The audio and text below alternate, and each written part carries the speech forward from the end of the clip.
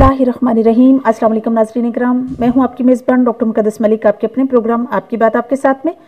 नाज़रीन इकराम, इज़्ज़त, शोहरत और दौलत अतात में से बहुत इंपॉर्टेंट अतात है। ऐसी अतात हैं अल्लाह पाक की जो हर इंसान को नसीब नहीं होती, और अगर अल्लाह पाक किसी इंसान को ये अतात नसीब फरमाते हैं तो मैं समझती हूँ कि इस ज़माने में और अगले जहाँ में, जहाँ हमारा एंड होना है और हमारा जो एक स्पेशल प्लेस है जो हमेशा के लिए हर इंसान के लिए है, ऐसे जहाँ में ऐसे इंसान का नाम बहुत इंपॉर्टेंट और बहुत असर रसूख का हामिल होता है अल्लाह पाक की नज़र में। नाज़रीन इकराम, इस वक्त हम मौजूद हैं पौर में, और जब भी पौर का नाम ज़बान पर आता है तो with due respect automatically Chaudhry Haji Dilawar Khan साहब का नाम ज़बान पर आता है। चौधरी हाजी दिलावर खान साहब खानदानी रईस होने के साथ साथ समाजी सियासी शख्सियत भी हैं, और अपने इलाके में उनके आने से बहुत डिफरेंट किस्म का चेंज आया। इलाकाई बेस पर लोगों को बहुत अवेयरनेस मिली, और समाजी हवाले से उन्होंने अपने इलाके में बहुत ज़्यादा काम किए हैं और लोगों की हमेशा मदद की है। डेरेदारी की बात हो तो नंबर 1 पर हैं, और अगर बात उनके कल्चरल होने की हो तो आप जानते हैं कि पाकिस्तान का कोई कोना हो, रियासत हो या कोई सूबा हो, पाकिस्तान का कल्चर है डेरेदारी करना। डेरेदारी में चौधरी साहब का बड़ा नाम है, इनके खानदान का बड़ा नाम है, और इनकी सियासत का आगाज जो है वो चौधरी मोहम्मद अनवर पौर से हुआ, जो इनके छोटे भाई हैं। सबसे पहले बिला मुकाबला चेयरमैन वो रहे हैं, सबसे पहले बीडी मेंबर रहे हैं, बाद में चेयरमैन बने हैं। और इसी तरह चौधरी साहब जो हैं उनका भी एक सियासी समाजी बैकग्राउंड है। उन्होंने भी सबसे पहले बीडी मेंबर का इलेक्शन कंटेस्ट किया, और साथ ही साथ बिला मुकाबला तौर पर वो चेयरमैन रहे, और इस वक्त माशाल्लाह से मरकज के चेयरमैन हैं। आइए मैं आपकी मुलाकात उनसे करवाती हूँ। अस्सलाम वालेकुम जी। वालेकुम सलाम। कैसे मिजाज हैं चौधरी साहब? बहुत अच्छे हैं जी, ठीक ठाक है, शुक्र अल्हम्दुलिल्लाह। सर, सबसे पहला मेरा सवाल आपके साथ ये है कि बचपन से लेकर जवानी तक का सफर कैसे गुजरा आपका, माइग्रेट होने के बाद? यानी आपके पाकिस्तान की जो सेपरेशन हुई थी इंडिया से बरे सगीर में, जब 2 कौमें आजाद हुई, तो उस वक्त से लेकर बचपन से जवानी तक का आपका सफर कैसा था? जी सन 47 जी जी, जिस वक्त पार्टीशन हुई है हिंदुस्तान ते पाकिस्तान बनया जी जी, उस वक्त मैं 5 सालां दा, माशाल्लाह 5 सालां दा, माशाल्लाह माशाल्लाह। इत्थों चले गए असि, छोटे छोटे 4 भाई है जी जी, छोटे छोटे है। उधर जाके पाकिस्तान दे विच एक पखड़े वाली पिंड है पेरोशाह दे नाल, ਉੱਥੇ ਅਸੀਂ ਜਾ ਕੇ ਡੇਰਾ ਲਾ ਲਿਆ। ਡੇਰਾ ਲਾਉਣ ਦੇ ਵਿੱਚ ਸਾਡਾ ਸਰਬਰਾਹ ਆਏ ਕੋਈ ਨਹੀਂ, ਰੱਬ ਹੀ ਹੈ, ਬੇਸ਼ੱਕ ਬੇਸ਼ੱਕ ਰੱਬ ਹੀ ਹੈ। ਛੋਟੇ ਛੋਟੇ ਜੀ ਜੀ ਬਿਲਕੁਲ, ਜ਼ਮੀਨਾਂ ਮਿਲੀਆਂ ਬੇਕਾਰ ਮਿਲੀਆਂ, ਮਹਾਜਰਾਂ ਨੂੰ ਅਲਾਟਮੈਂਟ ਹੋਈ ਬੇਕਾਰ। ਜਿਹੜੇ ਬੰਦੇ ਕੰਮ ਆਪਣਾ ਚੁੱਕਣ ਵਾਲੇ ਜਵਾਨ ਹੈ ਉਹਨਾਂ ਨੂੰ ਜ਼ਮੀਨਾਂ ਚੰਗੀਆਂ ਪਵਾ ਲਈਆਂ। ਜੀ ਜੀ, ਆਪ ਛੋਟੇ ਥੇ, ਅਸੀਂ ਛੋਟੇ ਹੈ। ਸਹੀ ਸਹੀ ਸਹੀ। ਸਾਨੂੰ ਜਿਹੜੀਆਂ ਜ਼ਮੀਨਾਂ ਨੇ ਉਹ ਲੱਭੀਆਂ ਉਸੇ ਤਰ੍ਹਾਂ ਹੀ ਜਿਸ ਤਰ੍ਹਾਂ ਬੇਕਾਰ ਜਿਹੜੀਆਂ ਇਹ ਜ਼ਮੀਨਾਂ ਸਾਨੂੰ ਲੱਭੀਆਂ।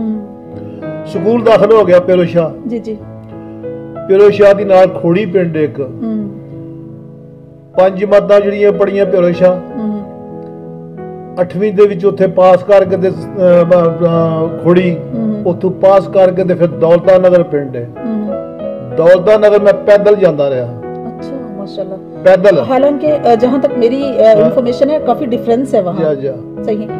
उथों पैदल चल के जाना जी जी, वो तकरीबन 4-5 किलोमीटर बन जाता सी। जिहदे को साइकिल हुंदी सी बच्चा जांदा, साइकिल उस वक्त जी जे पराडो गड्डी हुंदी है उस वक्त तो उस जमाने साइकिल भी लभदी सी। सही सही सही।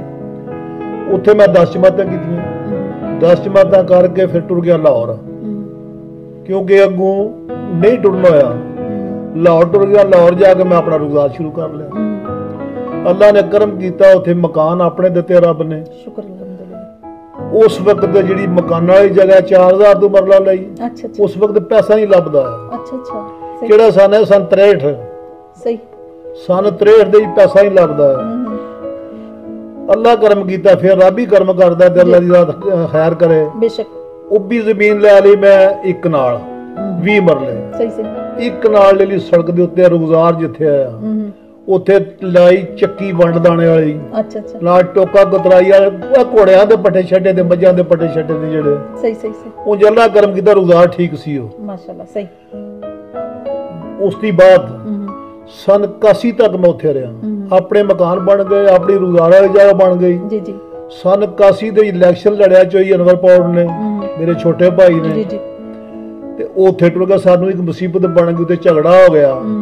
ਇਹ ਆਖਲਾ ਛੱਡੋ ਜੀ, ਪਿੰਡ ਚਲੀਏ, ਇੱਥੇ ਕੀ ਕਰਨਾ ਜੀ, ਅੱਲਾ ਦੀ ਕਰਨ ਵਾਲੀ ਪਿੰਡ ਵੀ ਆਬਾਦ ਹੋ ਗਏ ਨੇ। ਇਹ ਆਬਾਦ ਹੋ ਗਏ ਸੀ ਰਿਆਸਤ ਜੰਮੂ ਕਸ਼ਮੀਰ ਦੇ ਵਿੱਚ, ਪੌੜ ਪਿੰਡ ਆਜ਼ਾਦ ਹੋ ਗਿਆ ਥਾ। ਇਹ ਆ ਗਏ ਹਿੰਦੂ ਤੇ ਮੁਸਲਮਾਨਾਂ ਦਾ ਜਿਸ ਵੇਲੇ ਪਾਰਟੀਸ਼ਨ ਬਣੀ, ਉਸ ਤੋਂ ਬਾਅਦ ਜੀ ਜੀ ਇਹ ਸਨ 71 ਦੇ ਵਿੱਚ 71 में आजाद हुआ। हाँ जी जी 71 ਦੇ ਜਦ ਬਾਅਦ ਹੋਇਆ, ਅਸੀਂ 72 ਦੇ ਵਿੱਚ ਇੱਥੇ ਆ ਗਏ। ਆ ਕੇ ਮੈਨੂੰ ਵੀ ਇਲੈਕਸ਼ਨ ਲੜਾਇਆ, ਅੱਲਾ ਕਰਮ ਕਰੇ, ਇੱਕ ਵਾਰੀ ਤੇ ਆਪੂ ਲੜਿਆ, ਦੂਜਾ ਇਲੈਕਸ਼ਨ ਲੜਿਆ, ਬੀਡੀ ਮੈਂਬਰ ਬਣਿਆ।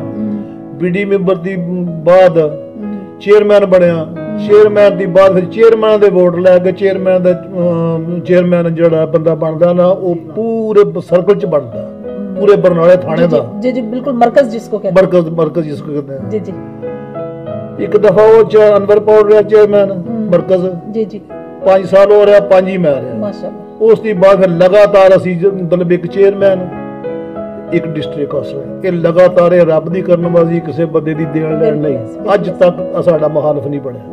बिल्कुल सही। नाज़रीन, मैं थोड़ा सा आपके साथ शेयर करती चलूं कि आज़ाद कश्मीर पाकिस्तान की ब्यूटीफुल रियासत है और इसकी एग्जिस्टेंस जो है 24 अक्टूबर 1947 को हुई और इसके सबसे पहले जो प्रेसिडेंट थे वो सरदार मोहम्मद इब्राहिम खान थे। और जो सबसे बड़ी बात ये है कि आपने जवाल से, यानी आपने जीरो से स्टार्ट किया, यहाँ आकर दोबारा 71 से आपने ऑनवर्ड दोबारा से, यानी 71 से लेकर आपने जीरो से दोबारा से आगाज किया और माशाल्लाह से। तो किस तरह से सर आपने कामयाबियां समेटी? कामयाबियां खिदमत की, आदमी कोई खिदमत करनी, डेरेदार शुरू तो लैके साडा दादा परदादा वालों साडा डेरेदार रहा माशाअल्लाह। उस हिसाब दे विच असीं डेरेदारी शुरू कर लई। जेड़ा बंदा आया माड़ा ताड़ा आगा पिछा जो कुछ उन्हां दी खिदमत करनी, कोई थाने काम टुर गए होया ते उत्थे जा करवाया, जे किसी किस्म दी जरूरत किसी नूं बन गई ते उन्होंने पैसे भी दिते। इस हिसाब दे खिदमत दे विच आण के बंदियां ने कहा कि ये बंदे ठीक ने, वो सानू वोट दिंदे रहे ने, हुण तक दिंदे ने, अल्लाह दी करन वाली शुक्र है मालिक दा। हुण उस दी बाद मेरा बच्चा है गुलनवाज, जी जी ये अमेरिका है, कोई नैशनैलिटी उत्थों दी, जी जी बिल्कुल, ये कोई पासपोर्ट है। मेरे सारे बच्चे अमेरिका ने, 4 बच्चे ने, 4 ही उत्थे ने, जी जी 5 ने, एक कनेडा, जी जी ਤੇ 4 ਨੇ ਜਿਹੜੇ ਉੱਥੇ ਨੇ, ਜੀ ਜੀ ਇਹਨੂੰ ਬੁਲਵਾ ਲਿਆ ਮੈਂ ਸਿਆਸਤ ਦੇ ਵਿੱਚ ਕਿ ਅਸੀਂ ਹੁਣ ਬੁੱਢੇ ਹੋ ਗਏ ਹਾਂ, ਅੱਛਾ ਅੱਛਾ ਤੂੰ ਆਣ ਕੇ ਸੰਭਾਲ। ਮਾਸ਼ਾਅੱਲਾ ਮਾਸ਼ਾਅੱਲਾ, ਸਹੀ ਸਹੀ। तो चौधरी साहब बकायदा इस गुलनवाज ਦੀ ਜਿਹੜੀ ਰੈਪੂਟੇਸ਼ਨ ਹੈ, ਜੀ ਜੀ ਹਰ ਬੰਦਾ ਜਿਹੜਾ ਹਰ ਬੰਦਾ ਇਹਨੂੰ ਚਾਹੁੰਦਾ ਮਾਸ਼ਾਅੱਲਾ। ਔਰ ਲਫ਼ਜ਼ ਕੀ ਕਹਿੰਦੇ ਨੇ ਕਿ ਤੁਹਾਡੇ ਦੀ ਇਹ ਬਿਹਤਰ ਹੈ, अच्छा अच्छा ਤੁਹਾਡੇ ਦੀ ਇਹ ਬਿਹਤਰ ਹੈ। तो जैसे आपको कैसा महसूस होता फिर? ਭਾਵੇਂ ਤੁਸੀਂ, ਮੈਨੂੰ ਬੜਾ ਖੁਸ਼ੀ ਹੁੰਦੀ ਹੈ ਮਾਸ਼ਾਅੱਲਾ ਕਿ बेटा एक बंदे एक बंदा बेटे की सिफत करदा, जी जी बिल्कुल, तो बड़ा अच्छा लगदा, बहुत अच्छा लगदा, बहुत अच्छा लगदा, सही बात है। ते हुण बंदे इनू चाहंदे ने, अल्लाह करम करी जिस पासे जांदा यही काम करदा, छोटे मोटे अगा पिछा मैं ते हुण बह गया, यही करदा रहा। सही सही ਅਸੀਂ ਚਾਰਜ ਇਹਨੂੰ ਦੇ ਛੜਿਆ, ਗੁਲਨਵਾਜ਼ ਨੂੰ ਚਾਰਜ ਦੇ ਛੜਿਆ, ਤੂੰ ਜਾਣ तेरा काम जान। बिल्कुल सही। अच्छा जोसेफ, मुझे ये बताइए कि आपने बहसियत चेयरमैन मरकज के माशाल्लाह से आप चेयरमैन रहे हैं, जी जी। तो आपने अपने इलाके में कौन कौन से तरक्याती काम करवाए हैं? तरक्याती काम जो है पौड़ स्कूल में हाई स्कूल बनाया, और लुत्फ की बात बताऊंगा आपको, जी जी कि उस वक्त सियासी आ साडा जिहड़ा बनदा है ने इत्थों दा अपना MLA करना नामुल हक, और रिटायर आया वो नामुल हक, वो भी गुजर सी, जी जी ਉਹਦੇ ਨਾਲ ਲੱਗੇ ਪ੍ਰਾਇਮਰੀ ਸਕੂਲ ਆ ਸਾਡਾ। ਅੱਛਾ ਅੱਛਾ ਪ੍ਰਾਇਮਰੀ ਸਕੂਲ ਹੈ, ਕਰਨਲ ਨਾਮ ਨੂੰ ਇੱਕ ਸੀਟ ਆਈ ਇਹਦੀ ਆਪਣਾ ਮਿਡਲ ਸਕੂਲ ਦੀ, ਜੀ ਜੀ ਮਿਡਲ ਸਕੂਲ ਦੀ ਜੋ ਸੀਟ ਆਈ ਤਾਂ ਉਹਨੂੰ ਆਖਿਆ ਯਾਰ ਮਿਡਲ ਸਕੂਲ ਦਰਮਿਆਨ ਦੇ ਵਿੱਚ ਪੌੜ ਗ੍ਰਾਂ ਜਿੱਥੇ ਪਿੰਡ ਲਾ 22 ਪਿੰਡ ਨੇ ਸਾਡੇ, ਅੱਛਾ 22 ਪਿੰਡਾਂ ਦਾ ਚੇਅਰਮੈਨ ਬਣਨਾ ਮੈਂ ਮਾਸ਼ਾਅੱਲਾ। ਇੱਥੇ ਸਾਨੂੰ ਸਕੂਲ ਦੇ ਛੜ ਮਿਡਲ, ਉਹਦੀ ਰਿਸ਼ਤੇਦਾਰੀ ਝੰਡੇ, ਇਹ ਝੰਡਾ ਗ੍ਰਾਂ ਇੱਕ ਹੱਥ ਨਾਲ ਸਾਡੇ, ਅੱਛਾ ਉਹਨੇ ਉੱਥੇ ਦੇ ਛੜਿਆ। ਮੈਂ ਉਹਨੂੰ ਕਿਹਾ, ਮੈਂ ਕਿਹਾ ਖੁਦਾ ਦਿਆ ਬੰਦਿਆ ਇਹ ਦਰਮਿਆਨ ਹੈ, ਪਰਾਂ ਤੇ ਪਾਕਿਸਤਾਨ ਦੇ ਪਿੰਡ ਲੱਗਦੇ ਰਹੇ, ਆਜ਼ਾਦ ਕਸ਼ਮੀਰ ਹੈ, ਜੀ ਜੀ। ਉਹਨੇ ਕਿਹਾ ਬਈ ਉਧਰ ਆਦਮੀ ਨਹੀਂ ਬਸਤੇ ਹੈ। ਮੇਰੀ ਉਹਦੀ ਨਾਰਾਜ਼ਗੀ ਹੋ ਗਈ, ਜਿਸ ਨਾਰਾਜ਼ਗੀ ਹੋ ਗਈ ਦੂਜਾ ਇਲੈਕਸ਼ਨ ਆਇਆ, ਅਸੀਂ ਚੋਰੀ ਪਰਵੇਜ਼ ਅਸ਼ਰਫ ਪਿੰਬਰ ਵਾਲਾ, ਜੀ ਜੀ ਉਹਦੇ ਨਾਲ ਇਲੈਕਸ਼ਨ ਲੜਿਆ, ਅੱਲਾ ਕਰਮ ਕੀਤਾ ਬਣ ਗਿਆ। ਉਹਨੇ ਸਾਡਾ ਪ੍ਰਾਇਮਰੀ ਦੀ ਹਾਈ ਸਕੂਲ ਬਣਾਇਆ ਮਾਸ਼ਾਅੱਲਾ। ਬਣਨਾ ਤੇ ਮਿਡਲ ਸੀ, अपग्रेडेशन पे मिडल आना था, लेकिन उसने माशाअल्लाह प्राइमरी दी आई कीता। सही सही सही। मुड़ फिर ਅੱਲਾ ਕਰਮ ਕੀਤਾ, ਸਾਰੇ ਸਕੂਲ ਪ੍ਰਾਇਮਰੀ ਜਿਹੜੇ ਹਰ ਪਿੰਡ ਦੇ ਵਿੱਚ ਬਣਾ ਛੜੇ। ਫਿਰ ਮਿਡਲ ਸਕੂਲ ਜਿਹੜਾ ਉਹ ਆਪਣਾ ਪਿੰਡ ਸਾਡਾ ਤੇ ਬਲਕੇ ਗੁਰੜੇ ਜੀ ਜੀ ਉੱਥੇ ਬਣ ਗਿਆ। ਇੱਕ ਹਾਈ ਸਕੂਲ ਪੰਜਗਰਾਈ ਪਿੰਡ ਉੱਥੇ ਮੈਂ ਮਰਵਾਇਆ। ਮਾਸ਼ਾਅੱਲਾ ਬੂੜੇ ਜਾਲ ਪਿੰਡ ਉੱਥੇ ਮਿਡਲ ਸਕੂਲ ਬਣਿਆ। ਪ੍ਰਾਇਮਰੀ ਪਹਿਲੇ ਬਣੇ, ਫਿਰ ਉਸ ਦੀ ਮਿਡਲ ਬਣਦੇ ਰਹੇ। ਕੋਈ ਸਕੂਲ ਨਹੀਂ ਹੈ, ਨਵੀਂ ਆਬਾਦੀ ਸੀ ਇੱਥੇ, ਬਾਅਦ ਚ ਨਵੇਂ ਹੋ ਜਾਣਗੇ ਅਸੀਂ ਏਰੀਏ ਵਿੱਚ। ਉਸ ਦੀ ਬਾਅਦ ਵਜ਼ੀਰ ਆਜ਼ਮ ਸਾਹਿਬ ਮੈਂ ਮੰਗਾਇਆ ਇੱਥੇ ਚੋਰੀ ਮਜੀਦ ਜੀ ਜੀ ਪੀਪਲਸ ਪਾਰਟੀ ਕੇ ਜੋ ਪੀਪਲ ਪਾਰਟੀ ਦੇ ਜਿਹੜੇ ਵੱਡੇ ਸਨ ਵਜ਼ੀਰ ਆਜ਼ਮ ਉਹ ਮੰਗਾਏ, ਸਾਰੀ ਪਾਰਟੀ ਮੰਗਾਈ ਇੱਥੇ ਮਾਸ਼ਾਅੱਲਾ। ਉਸਨੇ ਸਾਨੂੰ ਸੜਕਾਂ ਬਣਾ ਕੇ ਦਿੱਤੀਆਂ। ਇੱਥੋਂ ਪੌੜ ਦੀ ਪਾਕਿਸਤਾਨ ਦੇ ਨਾਲ ਰਾਬਤਾ ਸੜਕ ਜਿਹੜੀ 8 ਕਿਲੋਮੀਟਰ ਅੱਗੇ ਆਉਂਦਾ ਮੱਤੇਹਾਲਾ ਪਿੰਡ ਪਾਕਿਸਤਾਨ ਚ, ਉੱਥੋਂ ਤੱਕ ਬਣਵਾਈ। ਇਧਰੋਂ ਮੋਇਲ ਦੀ ਲੈ ਕੇ ਤੋੜ ਮਤਲਬ ਮਨਾਵਰ ਤੱਕ ਸੜਕ ਬਣਵਾਈ ਮਾਸ਼ਾਅੱਲਾ, ਵੱਡੀਆਂ ਸੜਕਾਂ। ਫਿਰ ਲਿੰਕ ਰੋਡ ਅੱਗਾ ਪਿੱਛੇ ਸਭ ਜਿਤਨੇ ਹਨ ਇੱਥੋਂ ਜਾਂਦੀ ਸੜਕ ਪੌੜ ਆਪਣਾ ਬਰਨਾਲੇ ਦੀ ਉਰਲੇ ਪਾਸੇ ਮੋਇਲ ਦੀ ਲੈ ਕੇ ਭੁੱਸੇ ਪਿੰਡ, ਇਹ ਰਾਬਤਾ ਪਾਕਿਸਤਾਨ ਨਾਲ ਇਹ ਕੰਮ ਕਰਵਾਇਆ ਨੇ ਮਾਸ਼ਾਅੱਲਾ। ਉਸ ਦੀ ਬਾਅਦ ਜਿਹਦੇ ਚੋਈ ਮਜੀਦ ਆਇਆ, ਹਾਈ ਸੈਕੰਡਰੀ ਸਕੂਲ ਸਾਡਾ ਮਨਜ਼ੂਰ ਹੋ ਗਿਆ ਮਾਸ਼ਾਅੱਲਾ। ਹਾਈ ਸੈਕੰਡਰੀ ਸਕੂਲ ਮਨਜ਼ੂਰ ਹੋ ਗਿਆ, ਕਲਾਸਾਂ ਬਹਿ ਗਈਆਂ, ਸਭ ਕੁਝ ਹੋ ਗਿਆ। ਉਸ ਦੀ ਬਾਅਦ ਦੂਜੀ ਹਕੂਮਤ ਆ ਗਈ, ਉਹ ਮੇਰੇ ਨਾਂ ਦਾ ਬਣਿਆ, ਦਿਲਾਵਰ ਪੌੜ ਦਾ ਨਾਂ ਤੇ ਇੱਕ ਤਖਤੀ ਦੀ ਲੱਗੇਗੀ। ਅੱਛਾ ਅੱਛਾ, ਤਖਤੀ ਦਿਲਾਵਰ ਪੌੜ ਦੀ ਲੱਗੇਗੀ ਇੱਥੇ। ਸਹੀ ਸਹੀ। ਇਹ ਬਹਾਲਾ ਪਾਰਟੀ ਇੱਕ ਦੂਸਰੀ ਤਰ੍ਹਾਂ ਬਣ ਗਈ, ਉਹਦਾ ਆਪਣਾ ਅਨਵਾਰੋ ਲੱਕ ਇਨਾਮੋ ਲੱਕ ਕਰਨਲ ਵਕਾਰ ਬਣ ਗਿਆ ਨੋ ਲੀਗ ਕੇ। ਕਰਨਲ ਵਕਾਰ ਨੇ ਅੱਲਾ ਕਰਮ करे ਉਹ ਪਹਿਲੇ ਦੇ ਖਤਮ ਕਰਵਾਇਆ ਨਾ ਸਾਡਾ हाई सेकेंडरी स्कूल। अच्छा, उन्हें खत्म करवाया। अच्छा, यानी कि पीपल्स पार्टी के दौर में जो आपका स्कूल अपग्रेड होकर हायर सेकेंडरी में चला गया, कर्नल वकार ने आते ही वो उसको खत्म करवा दिया। स्कूल में जो मास्टर थे ना, मास्टरों को कहा कि तादाद घट करो। अच्छा, तादाद घट करो भी स्कूल जाता रहा। हाई सेकेंडरी स्कूल मंजूर होया ना, क्लासां बह गई, सब कुछ होया, इम्तिहान हो गए। उसके बाद इन्ने कर्नल वकार ने आख्या क्लासां दे विचों बच्चे ने ਜਿਹੜੇ ਦੂਸਰੇ ਸਕੂਲਾਂ 'ਚ ਭੇਜੋ। ਉਹ ਕੰਮ ਕਰਕੇ ਨਾ ਬੱਚੇ ਕੰਮ ਕਰਕੇ ਨੇ ਕਿ ਜੀ ਤਾਦਾਦ ਥੋੜੀ ਤੇ ਉਹ ਫਿਰ ਪਰਤ ਕੇ ਨੇ ਦਰਮਰਨ ਕਰ ਛੜਿਆ। ਅੱਲਾ ਕਰਮ ਕਰੇ ਹੁਣ ਫਿਰ ਪਰਤ ਕੇ ਹਕੂਮਤ ਜਿਸ ਵਕਤ ਆਈ इंशाल्लाह फिर पढ़ हाई सेकेंडरी स्कूल बनेगा इंशाल्लाह। जो सब आपकी मेहनत है तो अल्लाह पाक रंग लाएंगे। इस तरह की मेहनत मैं करता रहा हूँ जी जी, अल्लाह कर्म करता रहा। सही, बिल्कुल सही। सर, अगर बात की जाए डेरे की, कल्चर की, सकाफत की, तो सकाफत में आपने माशाल्लाह घोड़े भी रखे हुए हैं, भैंसे, गाय, परिंदे, सब कुछ जैसे मतलब होती है सकाफत गांव के लोगों की।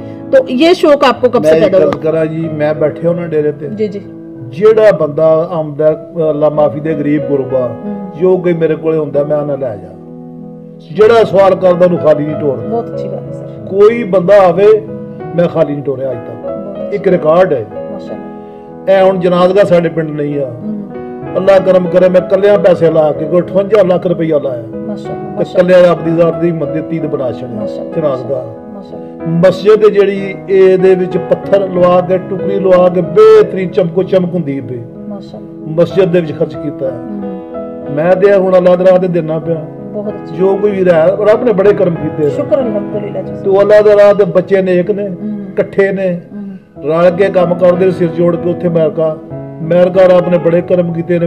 10 ਜਿਹੜੇ ਨੇ ਸਾਡੇ ਉੱਥੇ ਪੈਟਰੋਲ ਪੰਪ ਦੇ ਵਿੱਚ ਸਟੋਰ ਨੇ ਮਾਸ਼ਾਅੱਲਾ, ਬੜੇ ਬੜੇ ਵੱਡੇ ਕਿਰਾਏ ਦਿੱਤੇ ਨੇ। ਇੱਕ ਸਟੋਰ ਦੇ ਵਿੱਚ ਆਪੂ ਰਹਿੰਦੇ ਨੇ, ਉੱਤੇ ਬੰਦੇ ਰੱਖੇ ਨੇ, ਕੰਮ ਚੱਲਦਾ ਪਿਆ, ਉਹਨਾਂ ਦਾ ਕਿਰਾਇਆ ਲੈਂਦੇ ਨੇ। ਬਹੁਤ ਅੱਛੀ ਗੱਲ। ਮਕਾਨ ਨੇ ਜਿਹੜੇ ਕਮ ਸੇ ਕਮ ਵੀ ਕੋਈ 26-27 ਮਕਾਨ ਨੇ ਜਿਹੜੇ ਇਹ ਵੀ ਉੱਥੇ ਬਣਾ ਕੇ ਕਿਰਾਇਆ ਦਿੱਤੇ ਨੇ ਮਾਸ਼ਾਅੱਲਾ ਮਾਸ਼ਾਅੱਲਾ। ਇਹ ਰੱਬ ਦੀਆਂ ਕਰਮ ਨਵਾਜ਼ੀਆਂ ਨੇ, ਸਾਡੀ ਕੋਈ ਬਾਤ ਨਹੀਂ ਹੈ। ਕਿਉਂ ਨਹੀਂ ਸਭ ਇੱਥੋਂ ਤੜੀ ਤੇ ਮੈਂ पूछ रहा, तुसी और पूछो जो कुछ पूछना। जी बिल्कुल बिल्कुल जी। चौधरी साहब माशाल्लाह से डेरे तो हर जगह पे हर जितने भी समाजी सियासी लोग हैं बड़े बड़े अच्छे उन्होंने बनाए, लेकिन माशाल्लाह से आपके डेरे की एंट्रेंस जो है एकदम दाखिल होते बहुत अच्छा मंजर है, और साथ ही साथ एक बिल्कुल कॉन्फ्रेंस रूम की तरह आपने बहुत बड़ा ये हॉल बनाया हुआ है। तो ये कब इसकी तमीर आपने की और किस तरह से आपने इसको प्लान किया, कैसे सोचा कि इसको बनाएं और ये जरूरी है? जी तमीर पहले मैं डेरा बनाया ए नाल ही डेरा ने उत्ते मतलब 2 कमरे 2 थले ने। अच्छा अच्छा। जिस वक्त आदमी सियासी आदमी को सियासी चौखे भी आ जाते हैं, ज्यादा आ जाते हैं। बिल्कुल ऐसे जिस वक्त बंदे इकट्ठे हो जाने ज्यादा एक जगह तो नहीं पै सकते, एक जगह तो नहीं पै सकते। ये गुलनवाज आया उधर अमरीका तो इन्हें आख्या भी अबू जी डेरा बना लो बड़ा जिथे इकट्ठे जी बहन, इकट्ठे जी बह के ते मशवरा हो जाया करे, ਜਿਹੜੀ ਵੀ ਗੱਲ ਕਰਨੀ ਹੈ ਇੱਥੇ ਬਹਿ ਕੇ ਮੀਟਿੰਗ ਹੋ ਜਾਏ, ਜੋ ਕੁਝ ਵੀ ਹੈ ਇਹਨੂੰ ਮੈਂ ਕਿਹਾ ਬਣਾ। ਇਹ ਗੁਲਨਵਾਜ਼ ਨੇ ਬਣਾਇਆ ਡੇਰਾ ਆਣ ਕੇ ਜੀ ਜੀ ਅਮਰੀਕਾ ਤੋਂ ਆਣ ਕੇ ਗੁਲਨਵਾਜ਼ ਨੇ ਸ਼ੁਰੂ ਕੀਤਾ। ਇਹਨੂੰ 5 ਸਾਲ ਹੋ ਗਏ, 5 ਸਾਲ ਹੋਏ 6 ਹੋਏ ਨੇ, 5 ਸਾਲ ਹੋ ਗਏ। ਔਰ ਮੇਰਾ ਡੇਰਾ ਨਾ ਜਿਹੜਾ ਉਹ ਸੀ ਤੁਹਾਨੂੰ ਦੱਸਿਆ 2 ਕਮਰੇ ਉੱਤੇ 2 ਥੱਲੇ, ਇਕੱਠੇ ਨਹੀਂ ਬੰਦੇ ਬੈਠੇ। ਯਾਨੀ ਕਿ ਡੇਰੇ ਦਾ ਵੀ ਕ੍ਰੈਡਿਟ ਜਿਹੜਾ ਇੱਥੇ 100 ਬੰਦਾ ਪੂਰਾ ਬਹਿ ਜਾਂਦਾ। ਮਾਸ਼ਾਅੱਲਾ ਬੇਸ਼ੱਕ ਕਿਉਂ ਨਹੀਂ 100 ਬੰਦਾ ਇਸ ਹਾਲਤ ਵਿੱਚ ਬਹਿ ਜਾਂਦਾ। ਜਿਸ ਵਕਤ ਵਜ਼ੀਰ ਆਜ਼ਮ ਸਾਹਿਬ ਆਏ ਨਾ, ਵਜ਼ੀਰ ਆਜ਼ਮ ਸਾਹਿਬ ਜਿਸ ਜਿਹੜੇ ਆਏ ਨੇ ਉਹਦੇ ਨਾਲ ਜਿਹੜੇ ਜੀ ਆਏ ਨੇ 100 ਬੰਦਾ ਆਪਣਾ VIP ਸਭ ਨੇ ਖਾਣਾ ਇੱਥੇ ਖਾਂਦਾ। ਮਾਸ਼ਾਅੱਲਾ ਚੋਰੀ ਮਜੀਦ ਸਾਹਿਬ ਮਾਸ਼ਾਅੱਲਾ ਸਭ ਨੇ ਖਾਣਾ ਅੰਦਰ ਖਾਂਦਾ। ਜਿਸ ਵਕਤ ਜੀ ਆਮਦੇ ਸਾਡੇ ਛੋਟੇ ਮੋਟੇ ਫੰਕਸ਼ਨ ਹੁੰਦੇ ਰਹਿੰਦੇ ਨੇ ਇਕੱਠੇ ਅੰਦਰ ਬਹਿ ਜਾਂਦੇ ਇੱਕ ਜਗ੍ਹਾ ਤੇ। ਇਸ ਵਾਸਤੇ ਜ਼ਰੂਰਤ ਬੜੀ ਤੇ ਇਸ ਵਾਸਤੇ ਬਣਾਇਆ ਵੀ ਇਕੱਠੇ ਜੀ ਪਾਉਣ।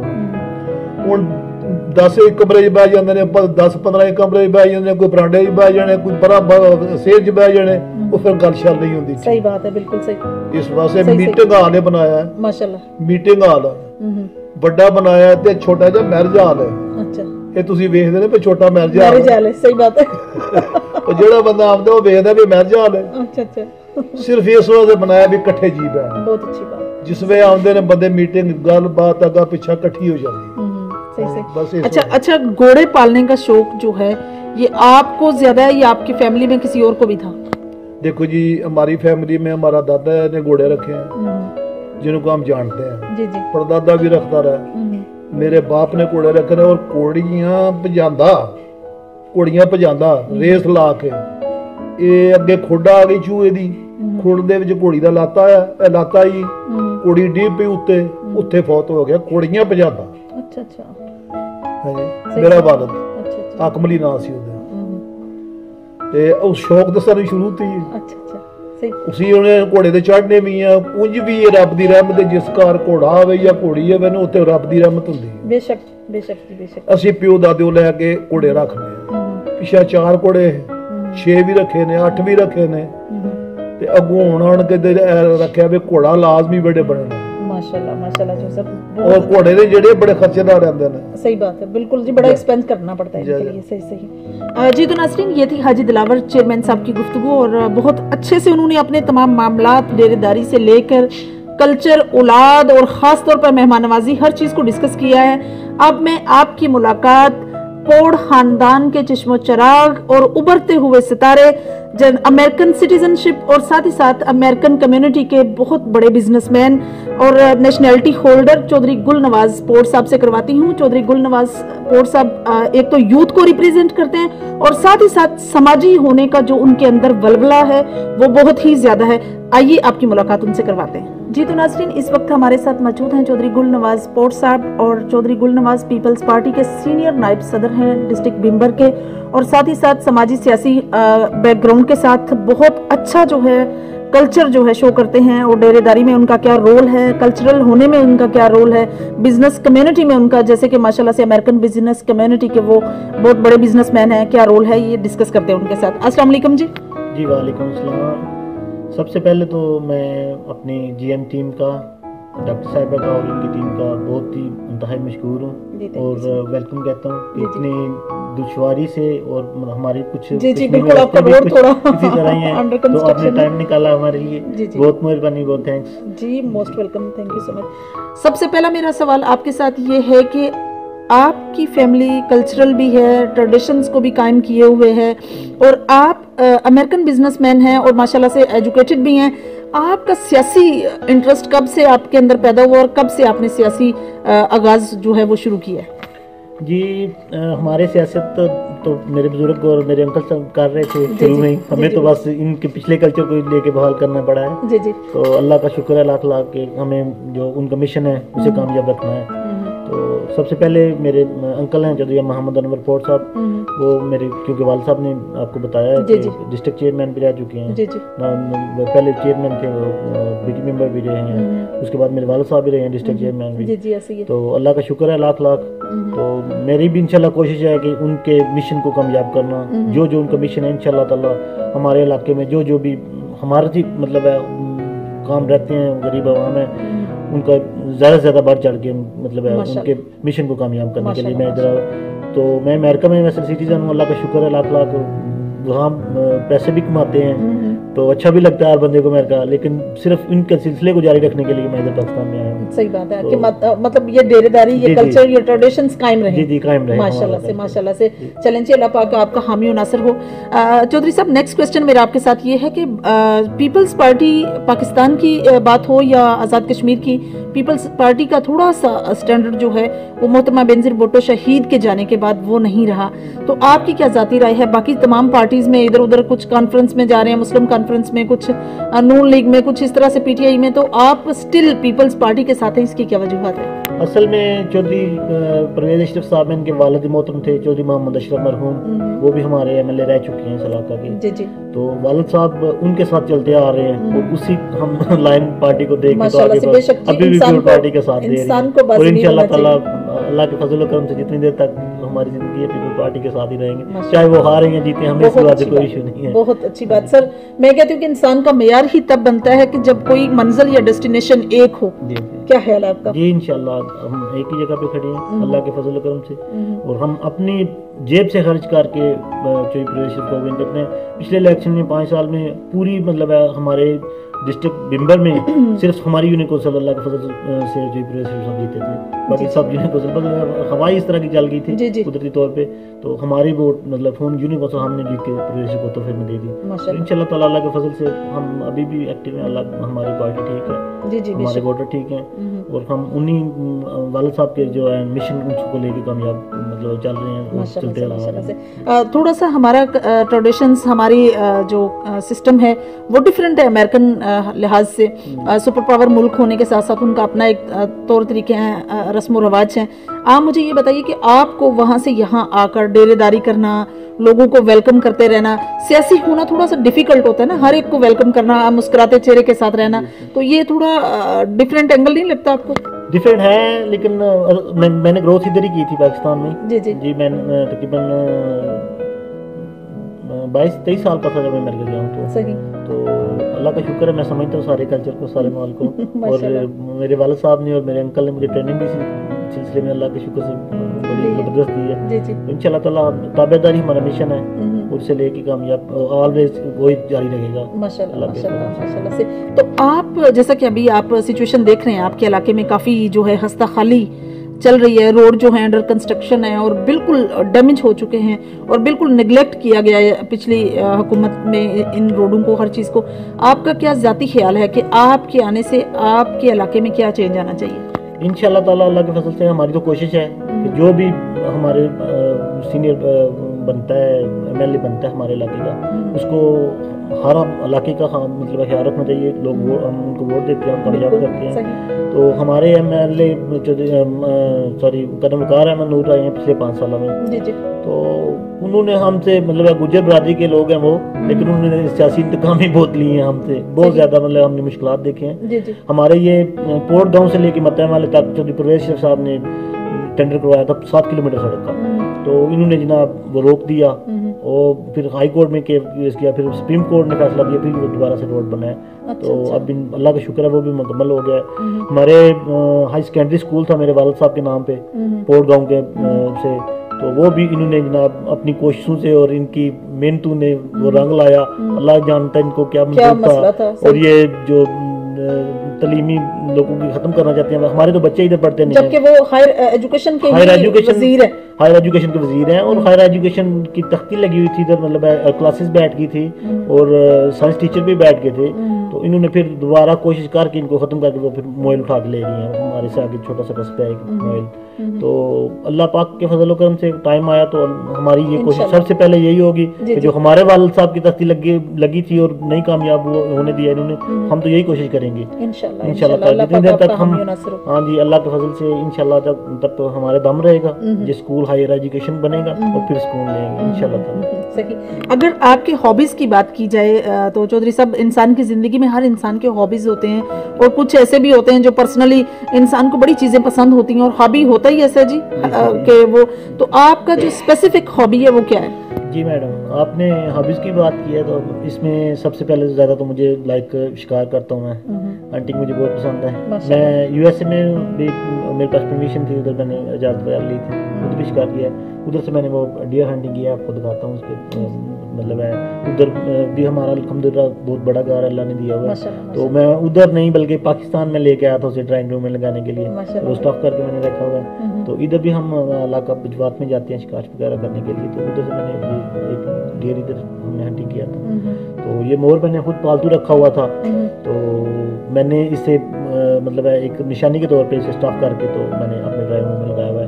بہت ہی اعلیٰ قسم کا مور تھا، یہ میرے پاس بہت پرانا تھا، بس یہ کسی بیماری کی وجہ سے ایکسپائر ہو گیا، تو یہ بھی میں نے لگایا ہوا ہے. اور باقی ہمارا کلچر جو ڈیرے داری والا ہے وہ تو اللہ کا شکر سے ہمارے والدین نے ہمیں تربیت اس قسم کی دی ہوئی ہے کہ چاہے کوئی اچھا بندہ ہے یا مطلب ہے عام بندہ آ جائے، ہم اس کی تابع داری جو بھی ہمارے پاس ہو، چائے پانی کھانے کے ٹائم پہ کھانے، اللہ کا شکر ہم، اور اسی کے سلسلے کی وجہ سے اللہ پاک نے ہم دیا بھی بہت کچھ ہے الحمدللہ. صحیح. اچھا سر مجھے یہ بتائیے کہ اگر الیکشن کنٹیسٹ کرنے کی بات آئے پیپلز پارٹی میں تو آپ الیکشن کس لیول پر کنٹیسٹ کریں گے؟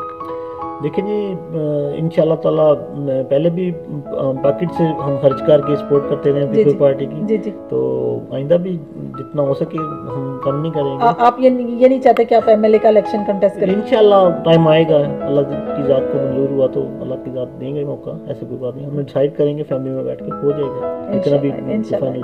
بے شک جی، آپ کی کاوشیں، آپ کی محنتیں اور ساتھ ہی ساتھ آپ کا جو ایک حسن سلوک ہے لوگوں کے ساتھ، میں سمجھتی ہوں کہ اگر آپ ایک ایم ایل اے کا الیکشن کنٹیسٹ کریں تو واقعی جیت آپ کی ہو. اور اچھا چودھری صاحب لاسٹ میں آپ سے یہ کوسچن پوچھتی ہوں کہ آپ یوتھ کے نام کیا میسج دیں گے، کیونکہ ہماری جو ینگ جنریشن ہے، جوان لوگ ہیں، ان کے اندر خوبیاں بھی ہیں برائیاں بھی ہیں، بزنس کو اپ گریڈ کرنے میں اور ساتھ ہی ساتھ تعلیم کے حوالے سے آپ جوان نسل کو کیا میسج دیں گے؟ دیکھیں جی میں یو ایس اے کے کلچر کو سمجھتا ہوں، ادھر میں سارا مطلب رہتے ہیں ہم پانچوں بھائی ادھر ہیں الحمدللہ. تو سب سے پہلے وہ جو ہے نا ایجوکیشن پہ زور دیتے ہیں، ان کی کامیاب کا راز ہی یہی ہے کہ تعلیم کی طرف زور دیتے ہیں. سب سے پہلے کوئی بھی بزنس اسٹارٹ ہو، کوئی بھی بندہ کام کرے، میرے بڑے بھائی امریکہ میں گئے ہوئے تھے، 8ویں کلاس میں ادھر چھوڑ کے گئے ہوئے تھے، تو انہوں نے الحمدللہ ادھر ہی گریجویشن کی، اور اللہ کے فضل کے کرم سے آج وہ ہماری اسٹیٹ کے مطلب جہاں ہم رہتے ہیں نیو یارک اسٹیٹ ہے اور راچسٹر سٹی ہے، سب سے بڑے بزنس مین ہیں، اور جو پرانے بزنس مین ہیں وہ ان سے مشورہ لیتے ہیں آگے کہ ہم نے یہ کام کرنا ہے کیسے کیا جائے، اللہ کے فضل و کرم سے. تو انہوں نے محنت کی ادھر جا کے، اللہ کے فضل سے پارٹ ٹائم میں جاب بھی کرتے تھے، فرسٹ ٹائم وہ اسکول جاتے تھے، تو پھر ان کی کوششوں سے ہم بھی چلے اللہ کے فضل سے ادھر جا کے سلیکٹ ہو گئے، سارے بھائی ادھر ہیں.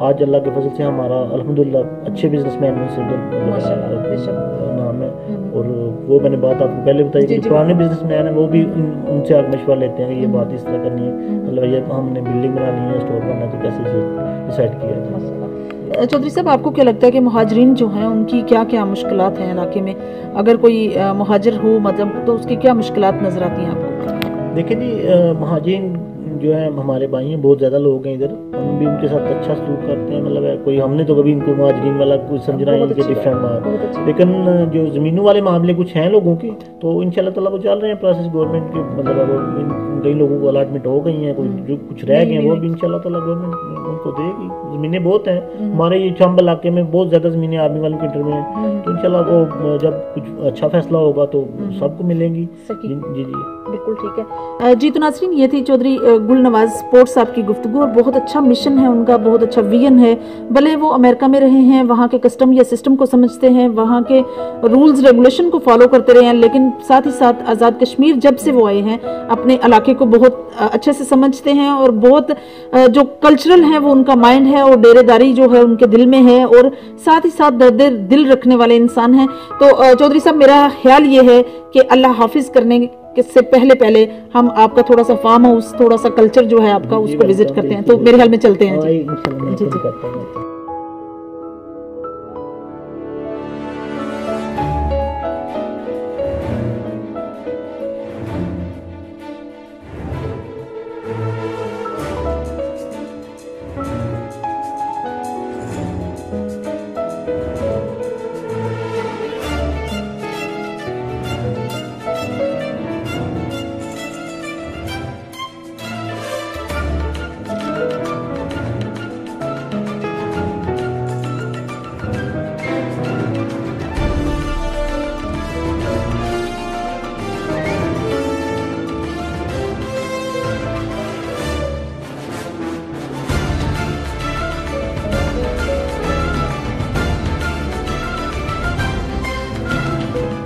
जी तो नाज़रीन, हम फार्म हाउस विजिट कर आ चुके हैं और जो सब माशाल्लाह से बहुत अच्छे हेल्दी जानवर रखे हुए हैं आपने। जी तो नाज़रीन, चौधरी साहब के पास, इनके खानदान के पास माशाल्लाह से बहुत अच्छे जानवर हैं, गाय भैंसे हैं, घोड़ा भी है और साथ ही साथ लग्जरी गाड़ियां हैं जिन पर ये ट्रेवल करते हैं। और आने वाले बहुत लोग भी हैं जो मतलब आए हैं अपने किसी न किसी मसाइल या किसी मसले की वजह से। ये वैसे सिटिंग जो है एरिया बना हुआ है। इंशाल्लाह मेरी और आपकी मुलाकात होगी फिर किसी नए प्रोग्राम में। तब तक के लिए इजाजत चाहती हूँ। अल्लाह हाफिज। Gondal group of industries, concrete की दुनिया में जाना पहचाना नाम। गोंदल कंक्रीट की क्वालिटी और पायदारी में बेमिसाल होने की वजह से पूरे पाकिस्तान में तेजी से फैलता हुआ मुनज़्ज़म नेटवर्क अपनी मिसाल आप हैं।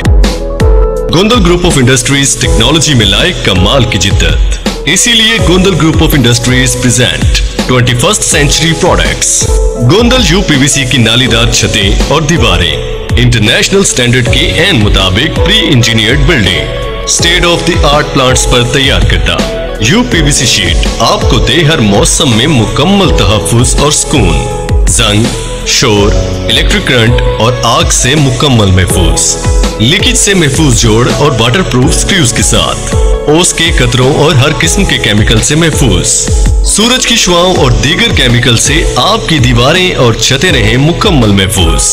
गोंदल यूपीवीसी की नालीदार छतें और दीवारें दें बगैर बिजली के मुकम्मल रोशनी और टर्बो वेंटिलेटर की बदौलत बगैर बिजली के पंखे जैसी हवा, दीदा जेब रंगों में इंतहाई मुनासिब कीमत पर दस्तयाब, 25 साल वारंटी और बाद अज़ां 50 दफा recyclable. Gondal group of industries की यूपीवीसी नालीदार छतें और दीवारें।